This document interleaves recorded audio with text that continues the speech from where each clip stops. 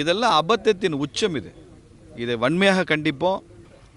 இன்றைக்கி மதுரையில் ஒரு பகுதியினுடைய காவல் நிலையத்தில் 5 லட்சம் பேர் முருக பக்தர்கள் கூடுகிற மாநாட்டில் ஒலிபெருக்கி பயன்படுத்தக்கூடாது என்று சொல்லியிருக்கிறார்கள் என்று ஒரு தகவல் வருகிறது. இது உண்மையாக இருந்தால் கடும் கண்டனத்திற்கு உரியது. சும்மா ஒரு கல்யாண வீடு, ஒரு கோவில் திருவிழா, அரசு அலுவலகங்களில் ஒரு ரிட்டையர்மெண்ட் பார்ட்டி கூட ஒலிபெருக்கி வச்சு தான் பண்ணுறாங்க.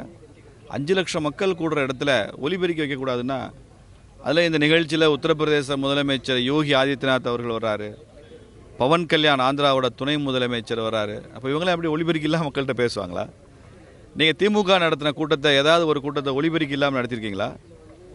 இப்போ 4 நாளைக்கு முன்னால் மதுரைக்கு ஸ்டாலின் வந்தார், ரோட் ஷோ நடத்துனீங்க, பொதுக்குழு நடத்துனீங்க, ஒலிபெருக்கி இல்லாமல் நடத்துனீங்களா?